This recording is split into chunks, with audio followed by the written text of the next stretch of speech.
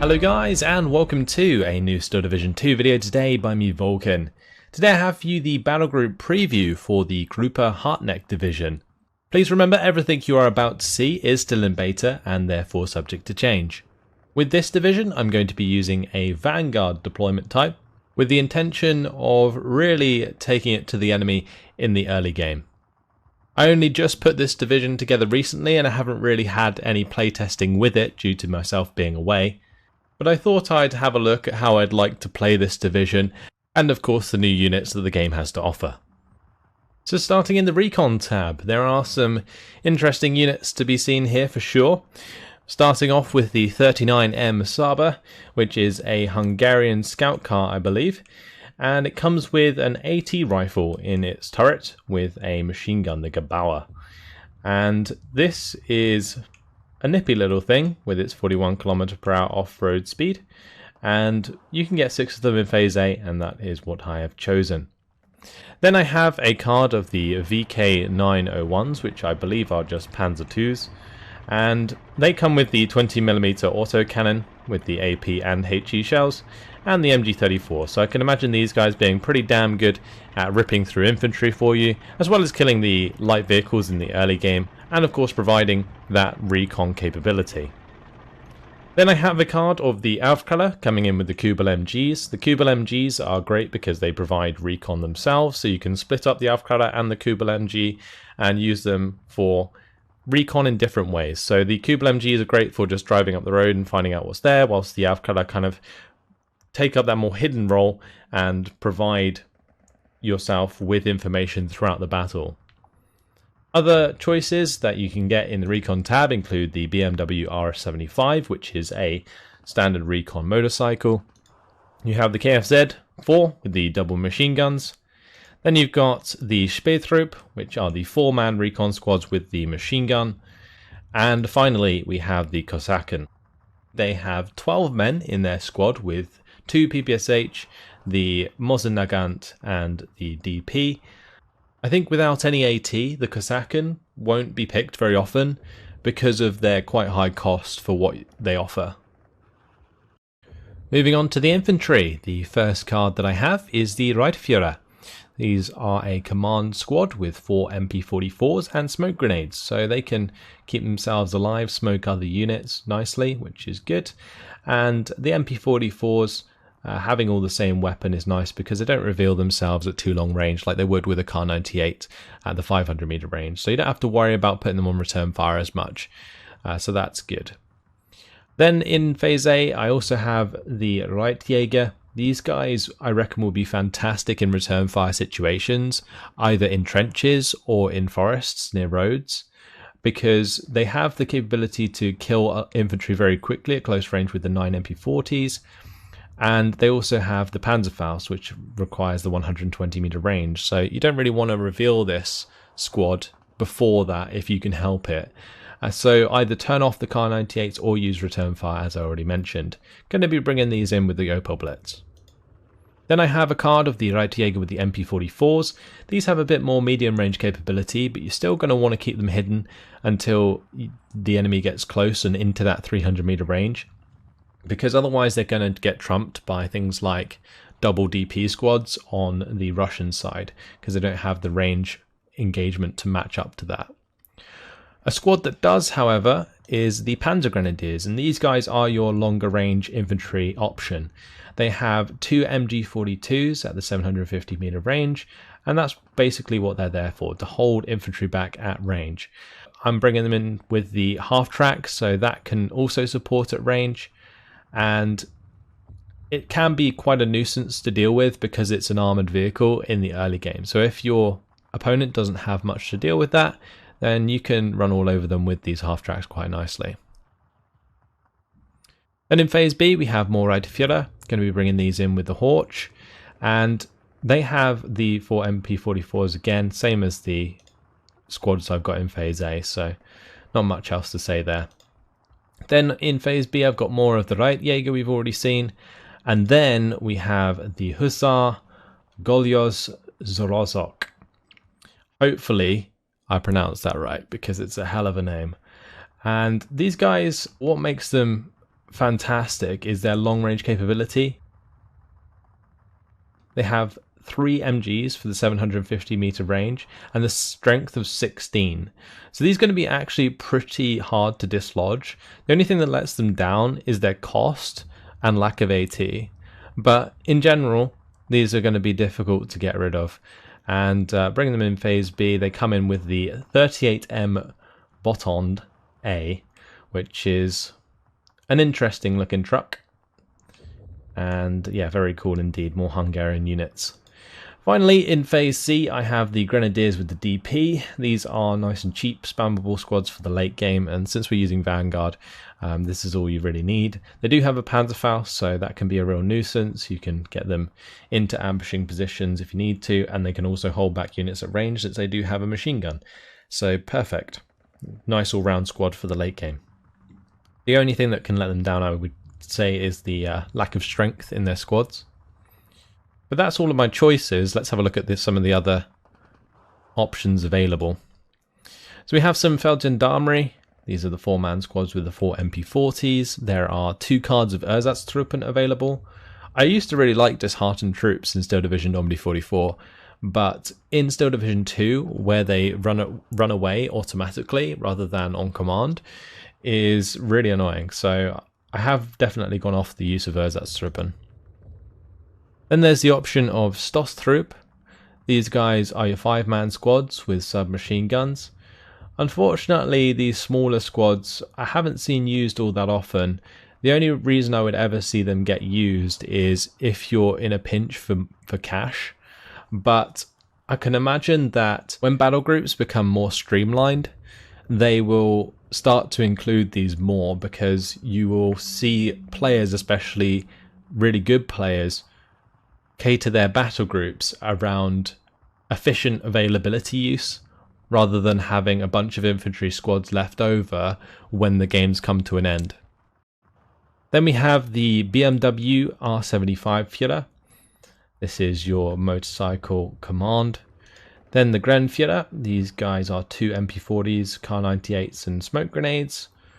A little bit less reliable than the Reiterführer because they do have the Kar-98 that will reveal themselves at range. Then we have the Haserock. These guys are 16-man squads with a bunch of the Gewehrs, and they also have H3s, but I think their lack of specialty, like either in close range combat or long range combat, kind of makes them less ideal than some of the other squads, especially considering their cost. Then we have the Jaeger Pioneers. The Jaeger Pioneers, the only thing I really like about them is their uniforms. Really cool. But I don't like how they're specialized. They have like the MG42 and the G43 for like longer range engagements, and then they have a HE grenade, which kind of makes them kind of awkward to play with, I would assume, and therefore not really a fan. Continuing with the tank tab of Gruppe Harteneck, the first card of tanks that I have are the T-34-42s, which are really good for taking on enemy armor in the early game, nice and fast, can flank very well, and also provide quite decent HE fire support against infantry. But just in general, good for like a strong early game push.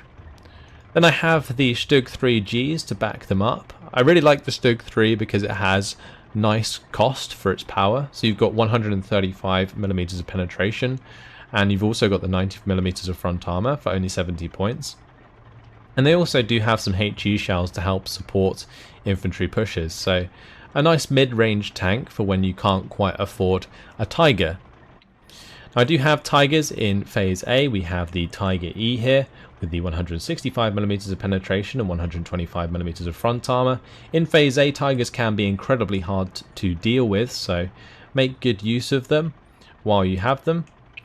And then I've also got the Tiger E Führer to support any of these tanks that I have in the early game.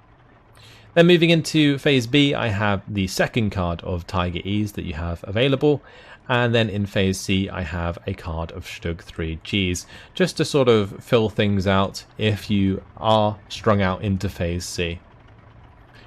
Other choices are only really the Stug 3G Führer, that's the only one I don't have selected at all, but there is an extra card of Stug 3s here that you could replace another unit with. So for example, you could maybe actually bring out the T-34s and go double Stug in phase A for whatever reason, or you could maybe take out the Stugs in phase A and put them in phase B instead. That could be another viable choice for sure. I think also playing around with like where you put the Tigers in this division will play a big part. Now we have the support tab, and the first card that I'm going to have in the support tab is the Commandant, which is the commander unit. Pretty self-explanatory by now. Just provides buffs to other leader units and basically reduces suppression on units that are within the commander range. But then we have the first showing of the Stör 42. Now this thing has 100mm of frontal armor and relies solely on HE shells. It only has 2 damage, and I'm not entirely sure how effective this is going to be, but due to its 2000 meter range, it's a really nice support weapon for your infantry in the early game. Then we have a card of the Opel Blitz munition. These are to resupply my early game mortars, and then of course through the mid game. Now the mortars that I have should have enough ammunition to get through phase A, so that's why I'm bringing them in phase B to make sure that I get the most out of my Opel Blitzes. Rather than only having 2 on a card, I have now 6 on a card. Then my final choice is the Befehl Panzer II-C, which is another commander unit, and that pretty much finishes my support. But in terms of choices, there is the Ersatz MG. I can imagine these actually being pretty damn good because they're low cost, but can be effective against infantry. Of course, they are going to automatically fall back if they get pinned, which could be quite frustrating. But in situations where you're only up against infantry, you have an extra 750 meter range on them. So that's something they could be used very well for. Then there is the Kosaken 50mm mortar. These work kind of like direct fire, I believe. So they're a bit odd. Haven't really tried them out much, if I'm honest. Then we have the Panzer IIIN. Lacks effectiveness really for what it is. But if you need a little bit extra armoured support in the early game, I can imagine these being a relatively decent choice. They only cost 30 points a piece, after all. Then there's the Jaeger MG42, which is basically the same as the Ersatz, except from you're paying a hell of a lot more. And yeah, it provides you with a squad that's not going to fall back when it gets pinned down. Then there's the RSO munitions. These guys I'm never really a fan of because they're just so slow. The 20 km/h speed off-road and the 30 km/h speed on-road just makes them awful for moving artillery pieces when compared to an Opel Blitz. So I always prefer bringing the Opel Blitz because you can not only resupply the unit, but they're also reliable for picking up the units that are firing and moving them elsewhere after you've fired to avoid counter battery. Finally, the Befehl Stug 3F. You shouldn't really need a third commander in a game. If you're losing your commanders, then you're having them too far forwards. But if you would rather wait until phase C to bring in the second commander, then this could be a decent choice. Now on to the anti-tank tab of Gruppe Harteneck, and we finally see the Hetzer, the Jagdpanzer 38T. Got 4 of them in phase A with the 105mm of front armor and 190mm of penetration on the APCR shells. On their standard AP shells it's 145mm, which is still decent. It matches the Pak 40, I believe, which has the same statistics. So yeah, decent gun and definitely a very strong unit for its price at the moment, because you're basically getting an armored Pak 40 for the same price. The standard Pak 40 can of course hide in forests, and I've got a card of these in phase A, get 3 of those. And then I've got more Jagdpanzers in phase B, the Jagdpanzer 38T. Other choices are also pretty interesting in this anti-tank tab. We have the Kosaken with the PTRD. So really good for killing off light vehicles early on, but wouldn't rely on them throughout the game. Then you've got the Panzerschrecks, which are much more reliable. They have the 200mm of penetration, great for ambushing near roads, for example, and because they've got the exceptional stealth, can stay hidden very well. So that's what they're there for, just to ambush solely. Then you've got some Russian captured AT guns, the PaK 184. 95mm of penetration with 50 AP shells. These can chew through light armoured vehicles and even medium armoured vehicles very, very well. And because of their rate of fire, they do hit pretty hard if they're in the right position. Then there's the Marder 3. This is really interesting because it's a ZIS 3 that's been put on a Marder hull, and it has 20 AP shells with 105mm of penetration, which isn't bad, but it also has the HE shells, which it can fire indirectly at unlimited range.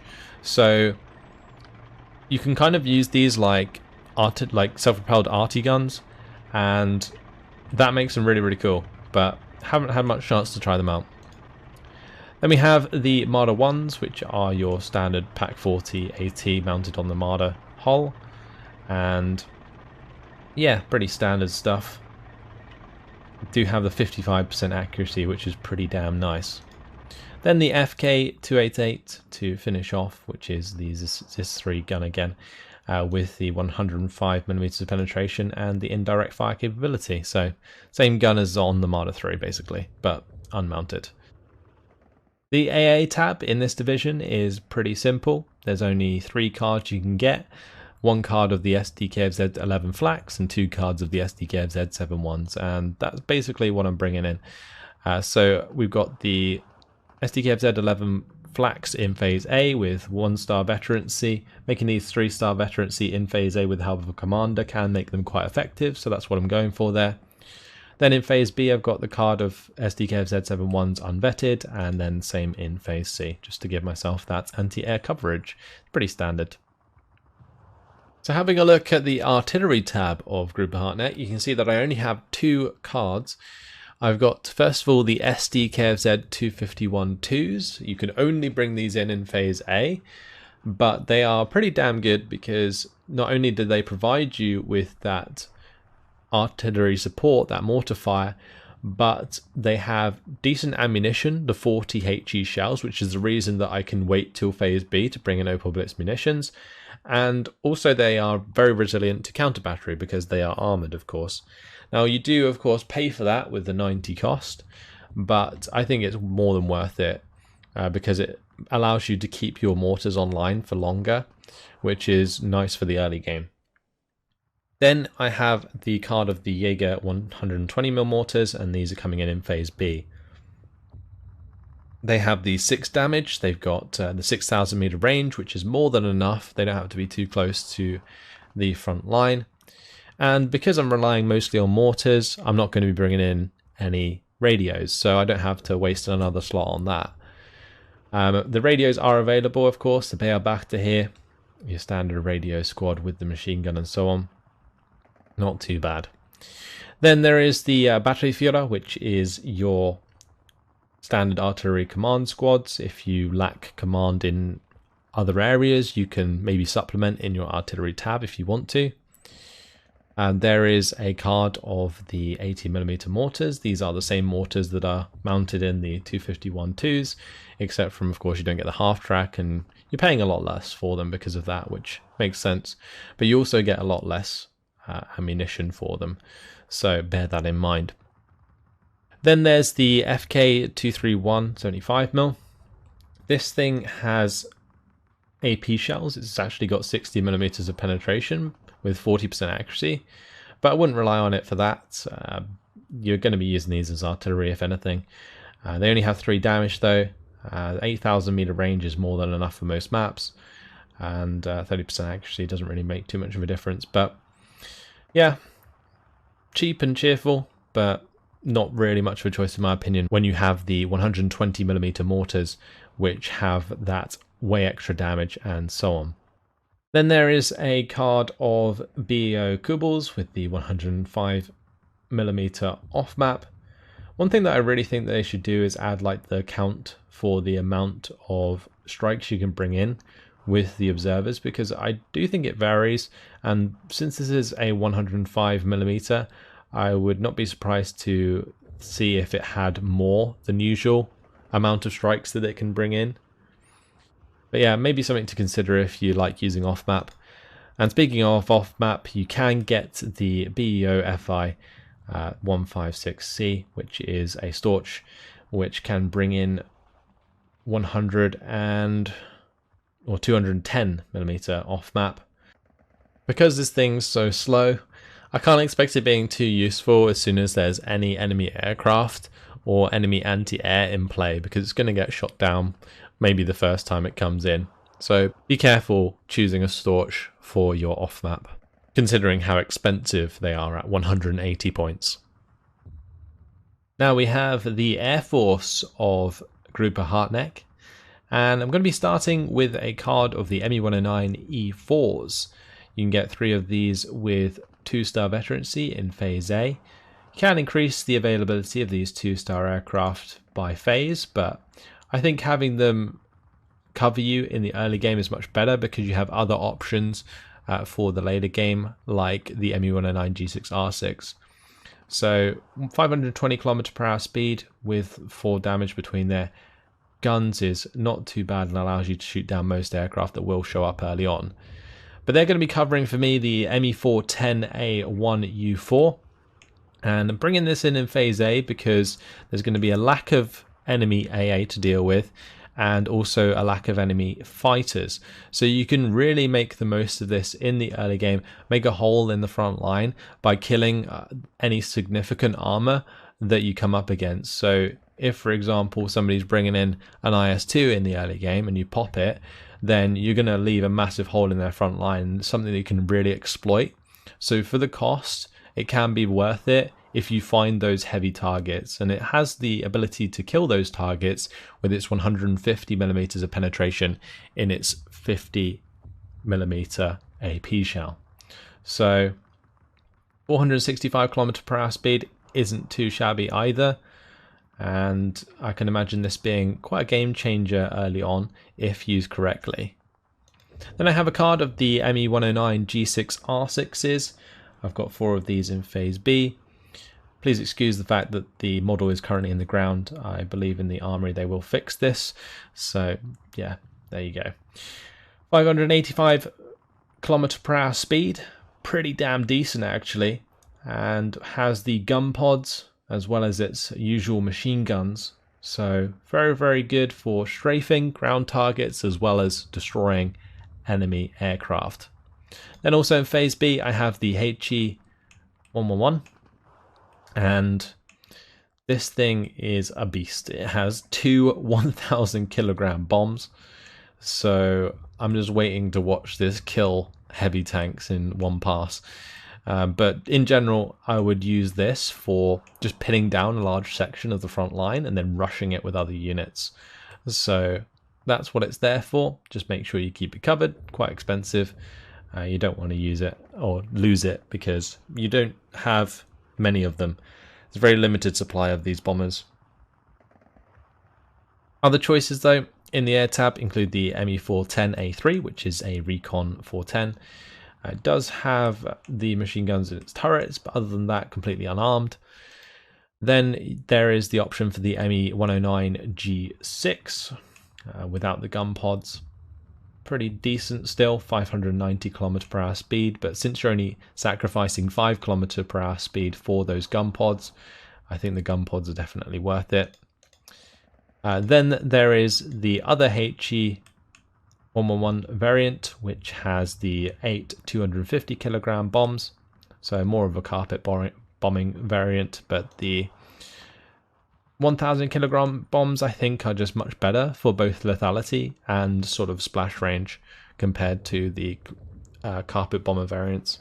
Now you can get more of the carpet bomber variants per card, but yeah, I don't think you need them if you use these correctly. So finally I have the defenses that come with Gruppe Harteneck, and it's pretty simple. Main setup that I always use: 1 barbed wire, 1 trench, 2 MG cards and then 2 AT cards. And these pack 50mm I think are always necessary because they have that 100mm of penetration, which is the highest amount you can get. Whereas the pack 37s, they can be a bit lackluster with their only 65mm of penetration. So that's how I've set it up. I don't have any gun pits. And there you have it. That's my Gruppe Harteneck battle group. And you can see how I've weighted the battle group purposefully towards Phase A with the use of Tigers, the Stör 42, the Hetzer, the T-34, even the ME-410 in Phase A, as well as those like fast recon vehicles. There's just so many options to allow you to break through. You know, if any heavy armor gets in your way, you can just pop it with the ME-410, then rush through with the T-34s. If you're up against like a bunch of infantry or like some sort of lighter fortifications, then the Panzer IIs can go through those very quickly with the support of some decent infantry. So there's a lot of choice when it comes to the early game with this division, and I think I've really put it together well in this battle group. Although, as I mentioned before, this is completely untested. It's a completely theory craft battle group that hasn't had much in-game action, so I will probably still refine it. There's probably plenty of things you guys would like to change, and I welcome you to do so. I will leave the battle group code in the description as always, but hopefully you guys have enjoyed the video. Thanks for watching, and I will see you in the next one. Goodbye.